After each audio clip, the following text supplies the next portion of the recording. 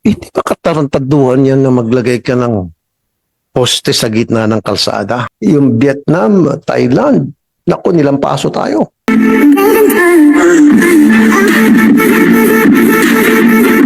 Okay. By the way, mabalik tayo ulit sa Cebu. May mga nagreklamo. Kasi gumagawa tayo ng Magna Carta for commuters. Merong, is this DPWH? Andito ba ang DPWH? Saan ba yung picture? Yung sa gitna ng kalsada, naglagay ng mga street lights. Pinayagan maglagay ng street lights sa Tulangan Island. Sir, nasa right side, sir. Judith, engineer. Good Engineer afternoon. Judith Tagley. There's it. There's the picture. Nako-aksidente po yan. Sa gitna ng kalsada, naglagay ka ng mga poste ng ilaw. That's in Cebu. Whose project is that? We will be verifying po, sir, if that is a project of the DPWH. But if it is along a national road, sir, there is a possibility that this is a project of the department. Now, even if it's a national road na jurisdiction na ng DPWH o sa inyo na yun, hindi ba katarantaduhan yan na maglagay ka ng poste sa gitna ng kalsada? Diba, ma'am? Yes, sir. Baklasin niyo po yun kung yan ay DPWH. Mhm. DOTR, where's the DOTR? DOTR, ayan po, ASEC, Juscoro Reyes. Sir, good afternoon po. Ano pong title niyo sa DOTR, sir? Assistant I'm Secretary. the Assistant Secretary for Roads and Non-Infra po. Ay, kayong kailangan ko mausap. Ano pong opinion niyo dyan, sir? I completely agree with you, so, Mr. Senator, sir. Mr. Chair, sir. So, ano pong plano? We'll coordinate with the DPWH, sir, and all the other agencies, perhaps including the local government unit, because as you very well noted, engineering is part of the road safety problem, sir. And kawawa naman yung mga commuters dyan, di ba? Pag na-involve sa accident, yung sinasakyan nilang public utility vehicles, bus. Ang gagawin nyo lang po siguro, magtawag na lang po kayo sa chairman ng barangay Hugan. Ayan, ang bilis ko sir mag-isip, ano? It's just one phone call away. My people can even help you. Odette Molina, magaling na researcher ko sa RTIA, can help you. Just one phone call away. Tawagan mo si chairman ng barangay Hugan. Chairman, ng project ba karang ilaw din sa Tungaw Kalsada? And the chairman will tell you. And then you go from there, tama sir? But you do agree na that's wrong. So let's do something about it. So Yes, if sir. coordinating kayo sa DPWH. We will coordinate immediately, sir. Pero I doubt na DPWH to. DPWH are smart enough, siguro, not to do this kind of thing. I think this is project of LGU or maybe some politicians or somewhere along the line.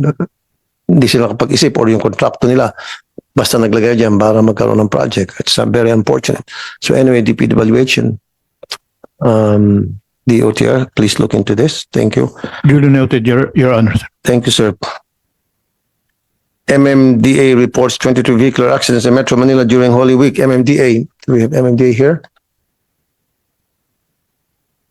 Wala? Wala. Okay. Testa. I saw Testa. Okay. Very good. Testa. Mr. Enrico Corpus Jr., sir, malaking papel ang ginagampanan nyo para po sa safety ng mga pasahero, ng mga public utility lang ng mga bus. Dahil sila po dapat certified at doon po sa inyo tinuturo yung proper maintenance, proper pag-repair at pag-ayos ng mga bus. Gaano katagal ho ba yung certificate para doon sa kapakanan ng mga bus companies at sa mga drivers na gusto mag-avail? Is ito po ba'y libre?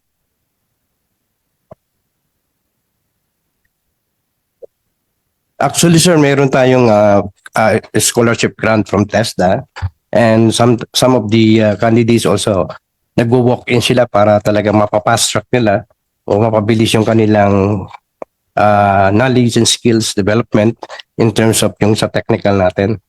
So, pagdating po sa national assessment to certify the technician, so normally, maximum of 8 hours po yan kinakandak. So, in-evaluate po natin, ginagather po natin mga evidences sa mga technician, ang kanilang knowledge, skills, at the same time, importante yung attitude ng technician. Yes, sir. Kasi, di ba, required po ang lahat ng mekaniko, lahat ng kasamang driver, Opo, sir. driver Yes, sir. na dapat TESTA certified. Actually, as my knowledge, dapat isa mandatory for all technicians. Mandatory for all the technicians. yung tinatawag nating quality assurance Quality assurance. and safety ng ating mga technicians and of course yung mga end users and yung mga siyempre lahat ng nasa establishment po. So, paano po nalalaman kung compliant ang lahat ng mga bus companies? So normally ang mga technician po ang kina-certify natin. So ang technician to make sure that ang technician ay competent to perform their duties and Yes. responsibility. So in terms of company, of course, iba yung humawak po dun, sir. Okay, sir. Para sa kalaman ng lahat, gaano ka-importante yung role ng isang mekaniko at technician sa isang bus company? Napakalaking role po ng isang technician, of course, like for example po sa safety. So isa sa mga duties and responsibility, hindi lang po ng driver, pati technician, na yung sasakyan ay tumatakbo ng roadworthy. Actually, sa mga driver, dapat isa sa mga responsibility nila, main priority nila main duties is to make sure the vehicles or the bus are roadworthy for driving.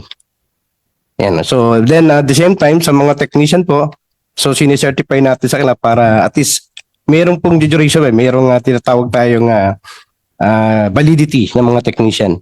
So kagaya na expect natin na Mr. Chair, karamihan most of them, so medyo hindi na po updated ang kanilang certification, medyo may kulang po sa competency. That's why Yes. ina-update po natin. So I we remember need you to were there. update their competency. And thank you pagsama, sir, Mr. Thank you. Corpus. Thank you po, sir. Remember ko pa.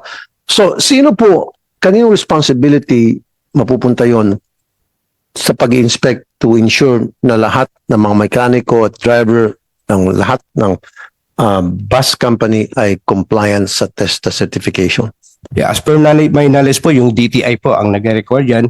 Not only for the technician, of course, for the establishment, dapat meron silang DTI. pinoprovide na, DTI po, na mag-provide sila ng mga safety personnel, officer na requirement. DTI, are you here? Huh? Nandito? Yes po, Your Honor. Hi, Hi, Iris. Yes, sir. Okay, narinig mo naman kung gaano ka-importante po yung trabaho ninyo, ngayon Yes. na mag-inspect, siguraduhin na lahat ng mekaniko sa mga bus companies, sa motor po lalo na ay TESTA certified. Are you guys doing it? Sir, based po doon sa amin po when it comes to the emission, I think we have a joint memorandum circular with the DOTC, I think. DOTR. Yes po, DOTR. Because yung dati po DOTC pa po. Yes. It was in 2012 wherein we are in charge. Let me just check my notes, sir. So ang check po namin when it comes to emissions is that most are automotive related products po, sir. No, sorry, ma'am. Not only emission, what's important to me is sila ay TESTA certified na mga mekaniko at TESTA driver. Kasi mandatory po yun to ensure safety of the passengers at safety na rin po yung mga bus units Yes ng po. kanilang mga bus companies na pinagsisilbihan. Yes, sir. Yes po, sir. So, well, for our part, sir, so DTI inspect the technician and of course, yung service and repair shops po as part of our accreditation process po for the service and repair enterprises. So, as long as they meet the standards that we have to protect, of course, the consumer interest. Ma'am, sorry. Yes, Let me interrupt you. Sorry. TESTA certificate ang pinag-uusapan po natin. gusto kong ma-ensure na compliant lahat po ng mga bus companies, bus operators, compliant doon sa mandatory na TESDA certified ang lahat ng mekaniko nila at mga drivers. Ang sabi ko kasi, sino dapat ang nag-inspect noon? Sabi ni Mr. Corpus, DTI. Ang tanong ko, ginagawa niyo ho ba yun? Yun lang po yung tanong ko, yes or no? Sir, we have to check with our bureaus, and divisions po, with the certification itself, sir. So we will provide a report on it in the next meeting na lang po, sir. So it shows to me now na hindi nyo ginagawa kasi bulag ka doon sa, sorry for the word, no? Parang bulag ka doon sa sinasabi ko, you don't see what I'm saying. Kasi kung ginagawa nyo yun, yes, meron kaming ginagawang pag-inspection. In fact, ito yung pangalan ng unit namin and we do this inspection twice a year, once a year, etc., etc. But wala kang kahit na ganung klaseng salita. Meaning, there's no such thing. It doesn't exist. LTFRB, can you help TTI? And LTO, siguro, joint forces. Help DTI. Maybe they don't have the manpower. That's why she doesn't know what I'm talking about. Make sure compliant. Importante yung kasasabi lang ni Mr. Corpus. The mechanics plays a very crucial role sa isang bus company because siya ang nagme-maintain ng mga bus to ensure safety. Sumusunod sa quality standard, roadworthiness ng bawat unit ng bus. Sa kamay niya nakasalalay ang buhay ng mga pasahero, lalo sa mga driver. Tama. So LTFRB, maybe mag-uusap kayo ng LTO, isama sa inspection yun, yung certification We will do, sir. ng bus driver. Now, merong memorandum ng LTFRB, I think, is it LTFRB or TESTA, na ang bawat driver ng bus, long distance, they can only be allowed to be in the Manobela for no more than 6 hours. Now, may mga biyaheng probinsya from here to, let's say, to Gigarao, 12 hours, isa lang ang driver. Kuminsan, driver, conductors. Si conductor, nagpe-play ng driver at the same time, si driver nagpe-play ng conductor, papalitan lang, which is bawal. So, who's making sure na hindi nangyayari ito? Pero nangyayari na ito. You guys know na, di ba? Dapat 6 hours lang. Ang purpose niyan, sinong gumawa ng, is that memorandum circular from LTFRB? And nakita ko po yung importance doon sa MC na yan, yung ginawa niyo yung policy na yan. And I do agree wholeheartedly, and I commend you, whoever wrote that policy. Kasi for the safety of the passenger. Kasi pag pagod na yung driver, naantok na more than 6 hours, bored na siya, there's a tendency na he will cause accident. Am I right? LTFRB? 6 Tama po. hours lang dapat? Yes, sir. Tama po. This is for For bus drivers. bus drivers, Yes, passenger bus drivers. Yes, sir. After 6 hours, baba siya, ibang driver. Yes, sir. Or nakaboard na, sir, yung driver na kasama niya. Tama ka? Nakaboard na po, kasama na doon sa biyahe. For example, sir, yung biyahe niya Nakabiyahe, from yes. Manila to Tuguegarao, after 6 hours, dapat, sir, palitan na siya ng isang alternate driver na nakasakay na din sa bus. Ang nangyayari nga, yung driver, Papalitan ng konduktor. papalit ng conductor, na conductor is driver also. It's not allowed, sir. Ah? It's not allowed. Exactly. But it is happening. Yes, sir. And that causes accident kasi itong si conductor, nandoon siya, ano sa mga pasahero, gising siya, and then si driver drive, and pagkatapos to, ay nantok na ko pre, sige, higda ka lang diya, palit itong si conductor. Pagod na si conductor, tulog si driver, pagising driver, ako, tulog si driver, pagising driver, ako naman ulit, which shouldn't be the case. So, sino po ang magsisiguro na yun po ay hindi, yung practice na yun ay hindi nagagawin? Sir, it should be the LTFRB. Okay? So, kaya po tayo magkaroon ng programa na para masita itong mga gumagawa ng ganon. Hindi dapat. Nakita niyo sir, nakita natin Yes, sir. as Nakita we po namin. go along. Itong mga reasons, Yes, sir. many reasons kung bakit nagkakaroon ng aksidente sa mga kalsada involving public utility buses. Ito yun, LTFRB Memorandum Circular number 2017-012. Public utility bus drivers are required to drive for 6 hours only. Yes, sir. Okay? Now, merong ito dito. Bakit kami 16 hours? Holy moly. Tumatawa pa to si Cristo. Sabi niya, kailangan pala ang driver at konduktor 6 hours lang biyahe. Bakit kami 16 hours? Ha ha ha ha. Natuwa pa siya. Oh. Inaapi na nga siya. Natuwa pa siya. Buti mabait to. Hindi pa nagmura. Di ba? Not only on LTO, and how about yung sa mga truck drivers? Hindi na bus Kasi may mga truck drivers din na nagbibiyahe from, say, Isabela down to papunta dito sa Maynila o hanggang Bulacan. That's more than 6 hours. Yes, sir. Sa mga bus drivers lang ba ito? How about sa mga truck drivers? Including for the truck, sir. Including truck drivers. Yes, sir. Kaya po yung ibang malalaking truck, mayroon pong higaan sa likod. Doon, may provision po ng, even the bus, sir, meron pong provision na tulugan yung extra driver sa likod so that they can sleep comfortably.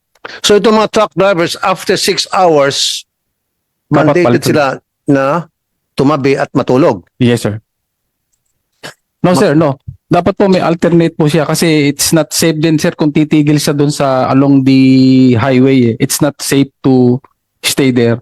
Dapat, sir, may ka-alternate din siya magdadrive. I'm telling you right now, even while we speak, lahat halos Wala, sir, wala. wala. Lahat Yes, sir. ng mga truck, yung mga lalaking truck, yung mga 18-wheeler, galing from Tugigaraw, galing Pangasinan, galing Isabela, driver lang at dalawang piyon, Yes, sir. pahinanti kung tawagin. Tatlo lang yan sila.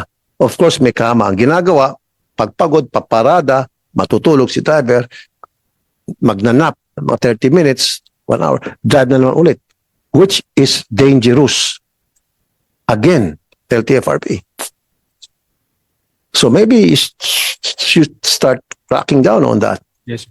Siyempre, wag natin multahan yung mga drivers. Multahan natin yung mga may-ari ng mga truck. Silang tumitiba-tiba. Tapos yung mga drivers nila na pinagtatrabaho ng more than 8 hours, 10 hours, 16 hours sa manubela, yun lang ang bayad. O meron man siguro dagdag, piso-piso lang. So, sino pwede mamultahan nun? Yung mga owners ng mga The trucks. operator, sir. Operators ng mga truckers. And I want some of them na makasuhan or mamultahan. Yes, sir. Di ba?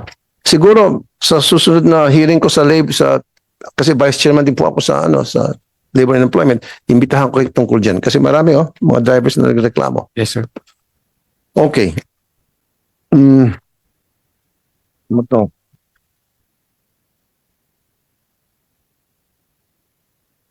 Road rage incidents. Well, this is the law enforcement na siguro ito. Okay. Sino po ang naatasan na makipag-coordinate sa PNP para ma-ensure na smooth ang flow ng traffic at wala pong mangyaring untoward incident tulad ng road rage sa mga kalsada? Is that LTO, LTFRB, DOTR? LTO po, sir. LTO. Kayo po sa LTO. Okay. Kasi marami po nangyari mga road rage during the Holy Week na monitored. So, LTO. So, meron ba kayong enough coordination with saan yung LTO? With the PNP? Your Honor, meron lang po kaming access sa mga traffic policemen pag merong nangyari po na krimen road accidents po kaya naman silang kontakin para ma-forward sa amin yung report, sir. Okay, sige.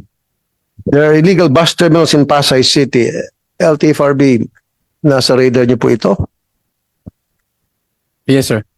Then what are you doing about it? Alam mo pala. So, you do confirm na it exists, these illegal bus terminals, and what are you doing about it, sir? Yes, sir. Yun nga po, sir, yung last, before the Semana Santa, we have already issued a show cause order to Mhm. these illegal bus terminals. Show cause orders. Yes, sir. Why issue a show cause orders when in fact you know for a fact that that's illegal and that they don't have permit and they don't have the right to be there? Why not just shut them down? Sir, nag-coordinate po kami sa kawan. We send a letter to the LGU who gave the business permit for that illegal terminal to operate. Another, sir, it is another issue of Oh. LGU issuing a Okay. business permit. I follow you now. So, ibig sabihin, yung LGU pumapayag na magkaroon ng illegal bus terminal doon. Okay. Pero, kayo ba yung nakipag-coordinate sa LGU at tinanong yung LGU, why is this happening? Yes, sir, nag-send na po kami ng letter and we're waiting for the reply. And yung bang fire department has been informed dito sa presence ng illegal bus terminal sa Pasay, since illegal sila, baka wala mga fire extinguishers, wala mga fire escapes. Sir, no data pa. I will try to find out, sir. Okay.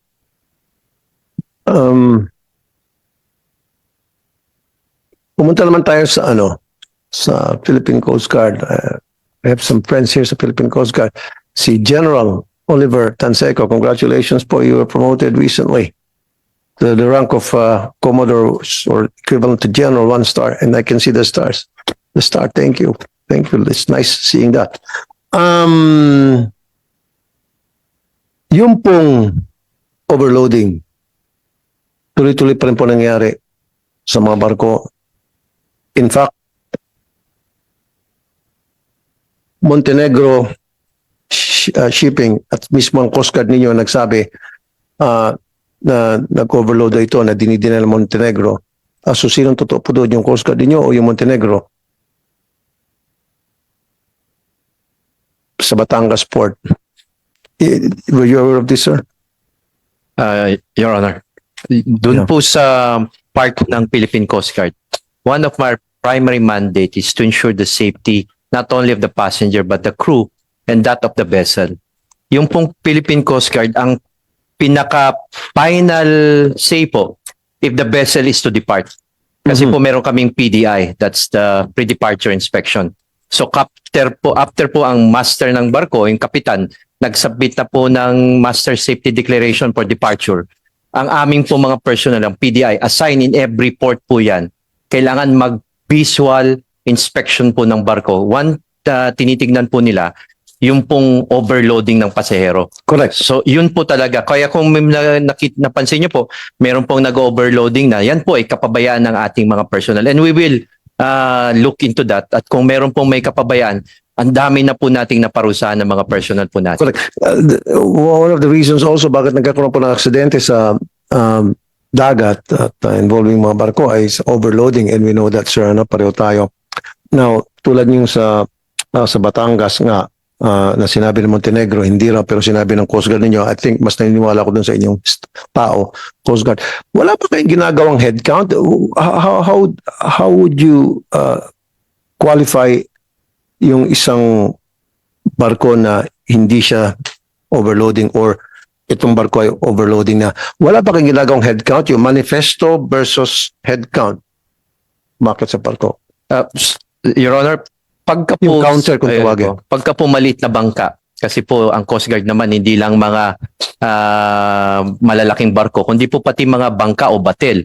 Yun po madaling sabihin kasi you're looking at 10, 20, 50. Kaya po pag doon pa lang sa pantalan, pag daan nila, kung ang Coast Guard naka-duty, meron pong number yan. Yung iba nga may number pa. Kaya kung 50, may number na 50 yan, ibibigay sa mga pasero. Tapos pagbalik po niyan, 50 lang talaga, nothing more. Kung pwede pong less, pero nanahawak niya. Madali po doon. Pero Your Honor, pag pinag-usapan na yung mga barko po nating malalaki na biyahe ng Manila papunta ng Visayas, Mindanao, you're looking at thousands of passengers. Sa ngayon po, maganda sana na kung ang Coast Guard nandun din na may counter. Kaya lang po yung tagal ng pagsasampa ng pasahero, nagre-rely po kami most of the time dun sa declaration, sa manifesto ng barko. Kaya pag nakalagay po doon 1,250, we are relying that yung pong port operator, yung pong officer ng vessel, has diligently done yung pagbibilang po. But if that is the good suggestion of the good senator po, na talagang may tally counter, isasama po namin yan sa aming consideration, but Thank you. also requires additional personnel on our part. Kasi po hindi lang naman po isang barko ito, isang port. Sometimes multiple vessel po, Your Kasi Honor. that's very important to me, sir. Lalo pa, dapat each and every pasahero ay nakalagay yung pangalan nila sa manifesto. Pero marami kasi mga barko, hindi eh. Hindi na nila kinukuha yung pangalan at pinapapirma sa manifesto, bigay silang bigyan ng ticket. Nakakatakot po yan sir kasi paano kung lumubog yung barko palayo lang. So, hindi sila mababayaran. Wala sila sa manifesto eh. Diba? Tama po yun, Your Honor. Kaya nga po, it's a balance between nagmamadaling barko magsampa, bulto ang pasero, but at the end of the day, kailangan to. Ikaw na po nagsabi, yung safety po ng ating mga passenger, including the crew na rin, sir. Kasi pagka lumubog po yan, damay po lahat. Pati po ang ating environment. So that's a issue na continuously na-address po ng ating Philippine Coast Guard, Your Honor. Okay, sa El Nido, one of my staff was just there recently during the Holy Week. Yung port doon sa El Nido, sa Palawan, napakarami raw mga bangka, 30 or 40 na mga bangka, tourist na mga bangka. Nakalagay doon, passenger capacity, blank. Hindi nakalagay yung number of passengers. And then kanina nga sa labas, sabi ko sa iyo, siguro padagdagan ko yung budget ninyo na para magkaroon ka ng additional manpower dahil isa lang daw ang Coast Guard doon. Na pagkalawak-lawak ng pantalan tapos kumakain doon ng chewing gum. So, 24/7 but still, at hindi sila nagsasampa. So, delikado yun. Tourist pa naman din yun. So, kailangan natin ng more tourist, whether local or international tourist. Pangalagaan natin yung ating tourism. Siguro. So, sige po siguro. So, tingnan niyo po kung anong kulang doon sa sa Palawan El Nido, kung kulang po ng tao, budgetan po natin. Yes, Your Honor. At saka lahat po ng napansin nyo, we will coordinate with the staff at makaasa po kayo ng immediate correction po doon, Your Honor. Thank you po. Ayun. Di ba, nandito yung DOT, Attorney Glyza Sarmiento. Siguro kasama rin po sa trabaho niyo dyan sa DOT na ensure yung mga tourist destinations ay protected at para din convenient yung mga pasahero ng transportation na nagpapadala sa kanila doon sa site na yun. Yes po, Mr. Chair. We exert our efforts to ensure that our tourists' safety is a primordial concern po. Okay. So siguro isa po yun sa mga, alam mo po sa Boracay, yung mga bangka na nagta-transport ng mga turista, siguro hindi lang Coast Guard. Kailangan din siguro kayo rin makialam doon. By the way, medyo masegue lang ako. I talked to a couple of friends. Bumababa raw yung, medyo segue ito lang konti. Naisip ko lang sila dito lang sa DOT, but maybe you can do something about this. Maybe you can answer the question of my friend. And because I wasn't able to answer him, and because I told him, hindi naman ako sa tourism, although my friend, yung chairman diyan, si Tito Lapid, maybe I'll talk to him when he comes back pag open session ulit. Bumababa raw yung tourism visit sa Boracay, and one of the contributors daw ay simula nung inalis daw yung mga restaurants sa Baybayin. Is that true? Napupunta sa Siargao? Monitor niyo po ba yan? As of now, Mr. Chair, I will look into our data, but I cannot give the exact figures as of the moment. Pero we should take good care of Boracay. Dapat paramihin natin yung tourist natin yan. Kasi for your information, yung Vietnam, Thailand, naku, nilampaso tayo. By the millions na agwat. And tayo medyo kumukunti-kunti. Although we're getting there, we're doing the best, I know. I know that for a fact. Yun lang po na segue ko lang pala.